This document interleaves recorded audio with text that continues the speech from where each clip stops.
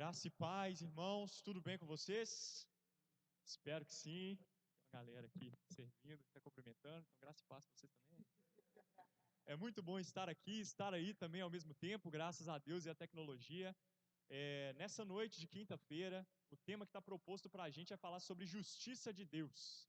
Eu não sei se você gosta desse tema, é um tema que eu particularmente sou apaixonado por ele, e eu tive uma experiência ontem que me fez meditar um pouco a respeito desse tema.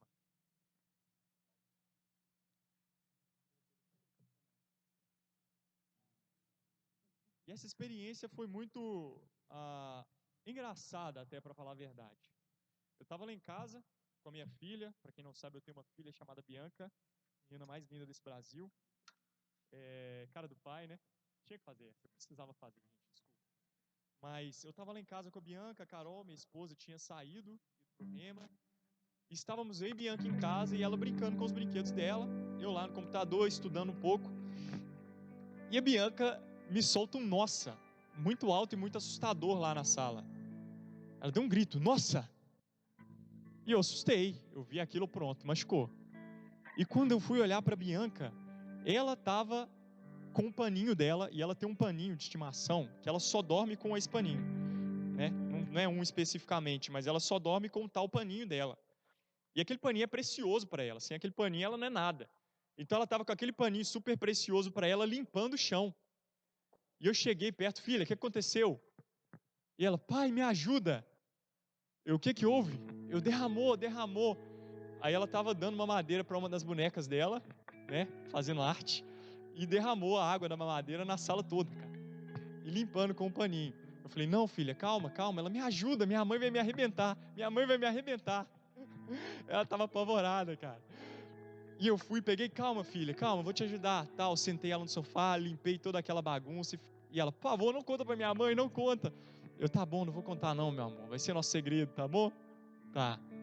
Mas aí chegou mais tarde, minha esposa chegou, foi aquela festa, todo mundo celebrando, ei, mamãe tá em casa, tudo mais, e a gente lá deitado. E ela começou a pular em cima de mim, me fazendo raiva. A Bianca, não a Carol, né? E a Bianca lá pulando em cima de mim, eu, para, Bianca. E a Carol do meu lado. Eu virei pra Carol e falei, Carol, deixa eu te contar uma coisa. O que a Bianca fez com a mamadeira? Rapaz, essa menina parou na hora. Ela já é branca, mas ela ficou mais branca ainda do que ela é. Ela começou a tremer e começou a esconder debaixo do meu braço, tentando achar um lugar para pôr a cabeça. A Carol começou a rachar os bicos, eu também, a gente começou a rir bastante. E a Carol tentando se fazer de séria, né, pra dar uma pressionada nela. O que você fez, dona Bianca? E ela, nada. Super assustada e até tremendo. E o fato é que eu não contei pra Carol, depois eu contei, a gente riu bastante. Mas essa história é engraçada, sim, mas se você for parar pra pensar bem, ela pode ser a sua história e a minha história. Rafael, como assim? Eu não derramei mamadeira em lugar nenhum, eu não sujei nada.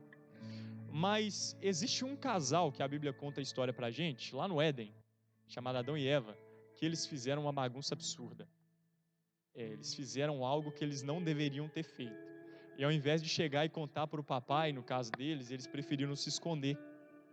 Eles preferiram ficar com aquele segredinho para eles. E infelizmente o preço disso ressoa até hoje na gente. E eu queria que para começar você abrisse a sua Bíblia lá em Romanos, no capítulo 5, verso 12. Vamos ler a palavra de Deus hoje.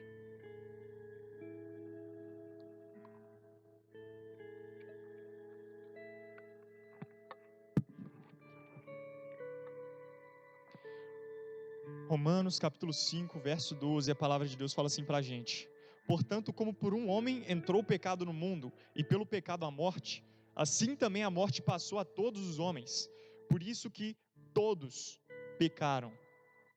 Veja bem, por causa daquele casal lá atrás, lá no Éden, um pecado, uma desobediência, uma bagunça, toda a humanidade que descendeu desse casal passou a pagar o preço por isso.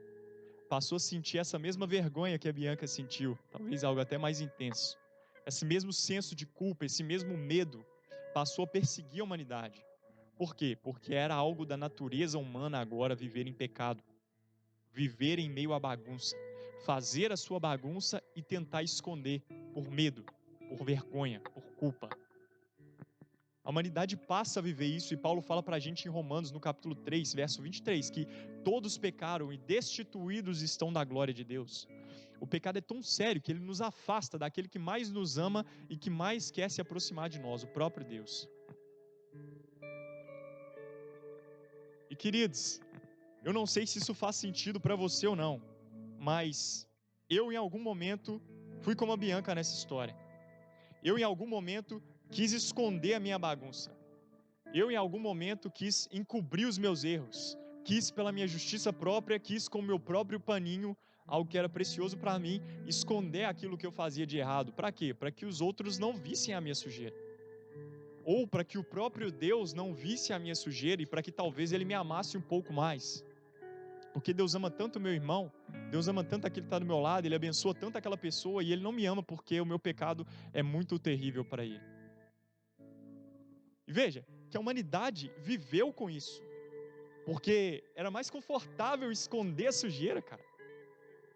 Mais confortável esconder do que confessar. Mas Deus é muito bom. Deus é muito bom, e glória a Ele por isso. E a palavra fala ainda em Romanos, no capítulo 5, voltando um pouco no verso 8. Prometo que eu vou ser bem rápido hoje, viu, pessoal? Romanos 5:8, a palavra fala assim pra gente: mas Deus prova o seu amor para conosco, em que Cristo morreu por nós, sendo nós ainda pecadores. Vou continuar no 9. Logo mais agora, tendo sido justificados pelo seu sangue, seremos por ele salvos da ira. Porque se nós, sendo inimigos, fomos reconciliados com Deus pela morte de seu Filho, muito mais, tendo sido já reconciliados, seremos salvos pela sua vida.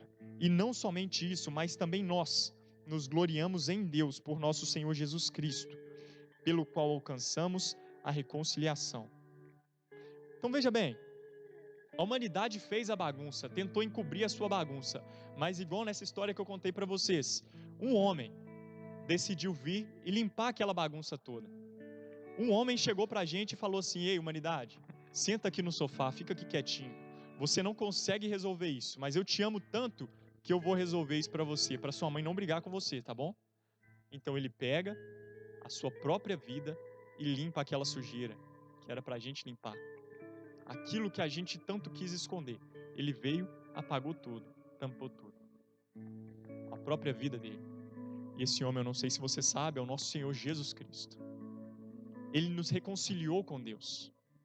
A humanidade, perceba que Deus nunca quis se afastar do homem. Deus sempre buscou um relacionamento com o homem.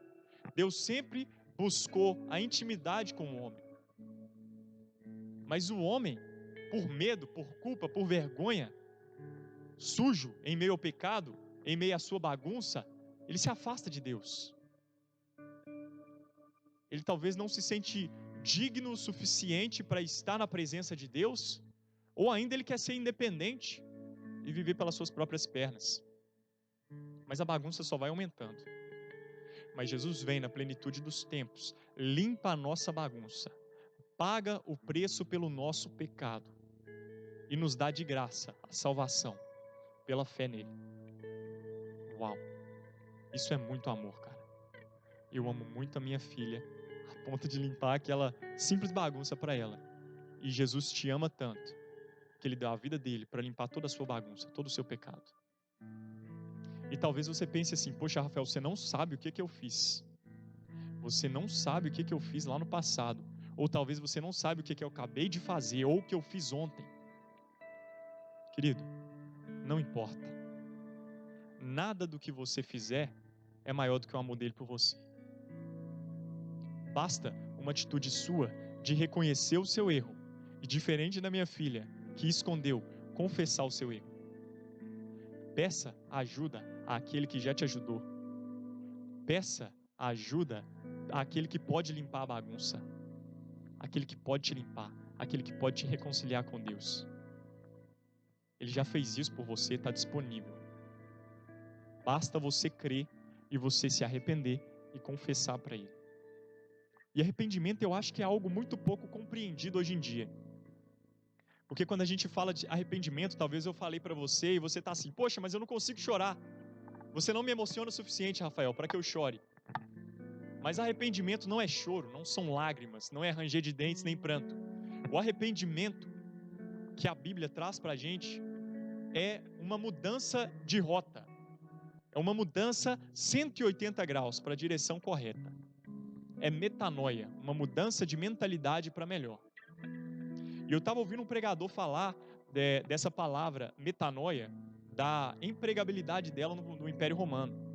E veja bem, quando um líder, um comandante de tropas, estava marchando com suas tropas e ele queria fazer com que essas tropas dessem uma volta na direção oposta, ou seja, eu estou indo nessa direção, e o comandante grita metanoia, então eu viro a direção, todas as tropas viram e seguem para a direção contrária.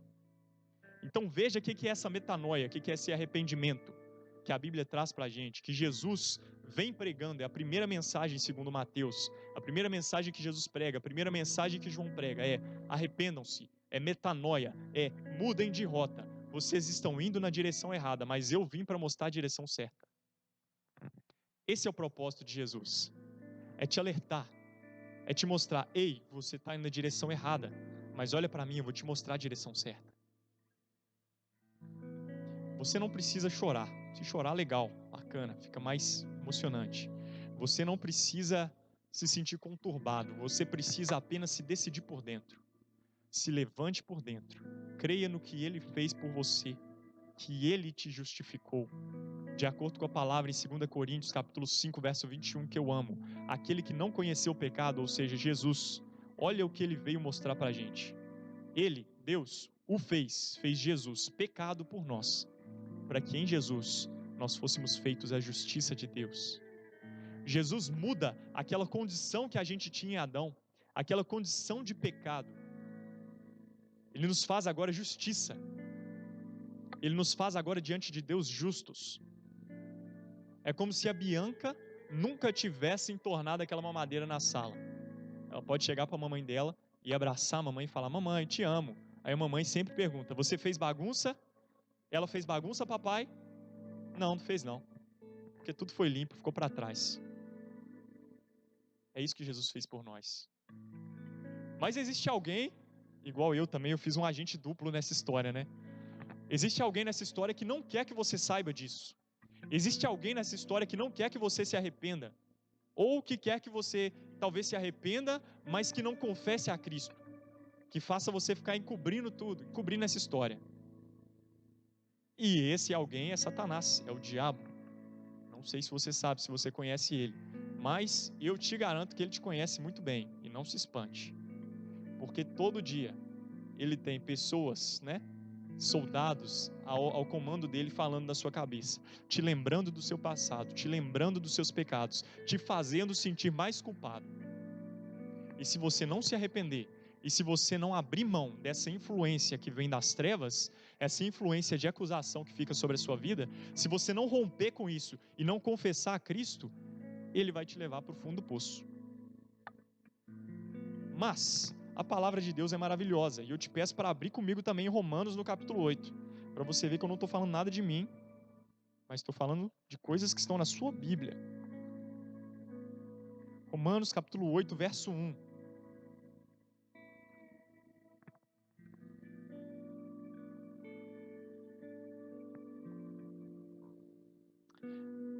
Romanos 8:1. Portanto, agora nenhuma condenação há para os que estão em Cristo Jesus, que não andam segundo a carne, mas segundo o Espírito. Porque a lei do Espírito de vida em Cristo me livrou da lei do pecado e da morte.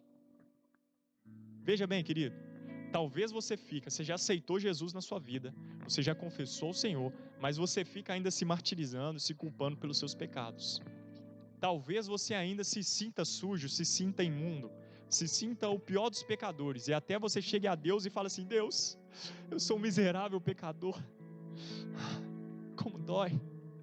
Já fiz isso, querido. Mas a palavra fala que Cristo nos justificou através de seu sangue, que Ele nos fez a justiça de Deus, e mais do que isso, sabe aquilo que eu fiz com a Bianca lá no quarto? O diabo não pode fazer isso diante de Deus com você. O diabo não tem mais direito legal de chegar diante de Deus e falar assim: ei Deus, esse aqui é um pecador. Sabe por quê? Porque a palavra nos garante que nenhuma condenação há para aqueles que estão em Cristo. Nenhuma. Nada. Tudo foi pago. Seu nome pode estar no SPC e no Serasa, mas diante de Deus seu nome está limpo. Basta você reconhecer isso e aceitar. Basta você confessar. Você aceitar quem você é em Cristo. E pode doer. Pode ser difícil você aceitar que você não é um pecador. Mas você é justo. Deus te chama de justo em Cristo. Você está em Jesus? Você é justo. Você é justiça. Não existe condenação para você. Você pode abraçar o papai e falar assim: ô papai, eu te amo tanto. Você pode se chegar diante do seu papai e falar assim: pai, eu não tenho mais vergonha do Senhor, eu não tenho mais medo, eu não quero ser mais independente ou cobrir a minha bagunça, que agora eu tenho convicção de que alguém veio aqui e limpou a bagunça para mim, e esse alguém é Jesus. Amém? E você fala assim, talvez você está me perguntando ainda, né? E essa pergunta espero que seja a última da noite. Amém, irmãos? Qual a dica aí? Espero que essa seja a última dica, essa última pergunta da noite. Você me pergunta assim: Rafael, mas eu peco ainda. Como que eu posso ser justo, Rafael? Rafael, mas eu pequei ontem. E se eu pecar amanhã? Querido, você vai pecar. Uma hora ou outra você vai pecar. Me desculpe dizer isso, tá? É a dura verdade. Você é justiça. O seu pecado não muda mais quem você é. Um exemplo que eu acho muito interessante é: imagina lá o príncipe Charles. Se ele estiver caminhando na praça um dia de manhã, sem um tostão no bolso, né, só de bermudinha e com o tênis dele, e chegar alguém e falar assim: ei, príncipe Charles, me dá R$1 para eu comer um cachorro quente? Cachorro quente não, é hot dog, né, em inglês. O príncipe Charles fala: não tenho. Isso vai mudar quem ele é?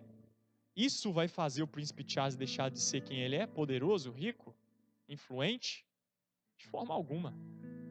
Porque a essência dele é ser um príncipe. Ele nasceu um príncipe. Ele é da realeza porque o sangue que corre nas veias dele é um sangue real. Então nenhuma circunstância externa vai mudar isso. Da mesma forma em Cristo. Nenhuma circunstância externa, nada do que você faça pode mudar quem você é em Jesus. E em Jesus você é justiça, você é justo, você é limpo, você é reconciliado com Deus. Mas se você pecar, o que você faz? 1 João capítulo 1. Glória a Deus pela vida de João. 1 João no capítulo 1.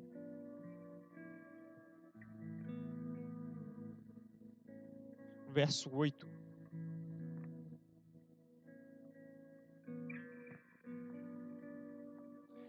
João 1,8, a palavra de Deus fala assim para a gente: se dissermos que não temos pecado, enganamo-nos a nós mesmos, e não haverá verdade em nós.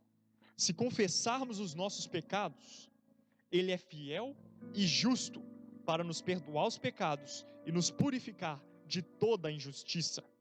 Se dissermos que não pecamos, fazemo-lo mentiroso, e a sua palavra não está em nós.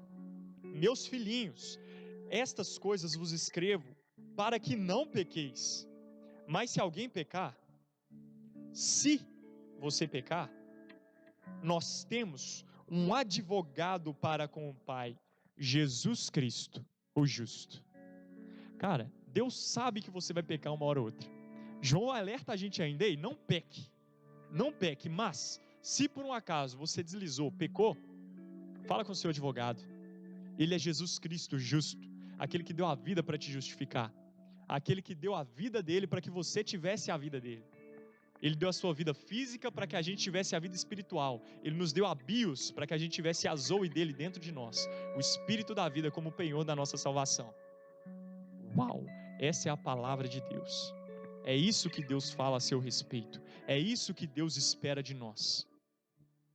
E eu acho interessante. Eu já chamo os meus irmãos da música aqui para se posicionarem. Os tangedores. E eu acho curioso que teve um camarada na Bíblia, que a gente leu 3 textos dele aqui hoje, apóstolo Paulo, que ele entendeu essa verdade. Veja bem, esse camarada, antes de Cristo o encontrar, ele era um assassino de cristãos. Ele perseguia a igreja.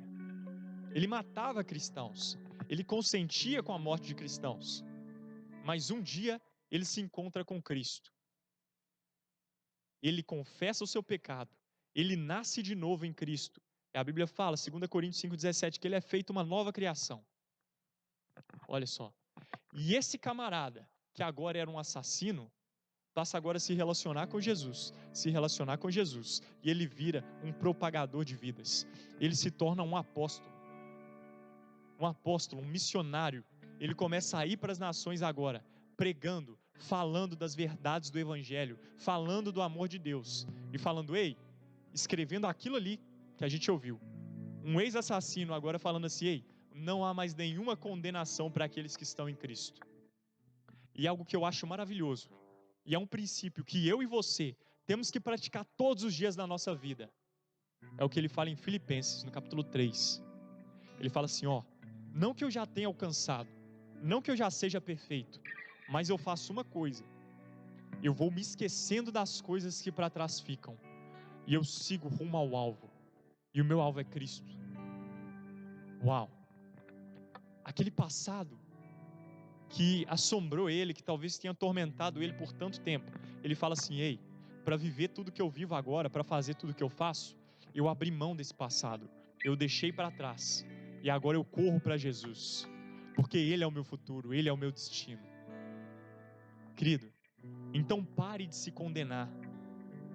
Se você errou, confesse, não esconda o seu erro, confesse a Cristo, fale a Jesus do seu pecado e mude de atitude. Corra para o alvo, não fique ocioso, não pare, não olhe para trás. Vai para Jesus, cara, porque Ele tem um destino profético para você. Ele tem coisas grandes para a sua vida que o diabo não quer que você viva. E se você der ouvidos ao diabo, você vai decepcionar Jesus, aquele que mais tem expectativas em você. Amém? Então, justo, viva a justiça de Deus. Seja justo hoje e amanhã mais do que você foi hoje, e depois de amanhã mais do que você vai ser amanhã. Seja como a Bíblia fala, a vereda do justo é como a luz da aurora, que vai brilhando mais e mais até ser dia perfeito. Então viva assim, cara, em intensidade e rumo a Cristo, porque Ele é o nosso destino final, amém? Seja abençoado na prática da palavra. Aleluia.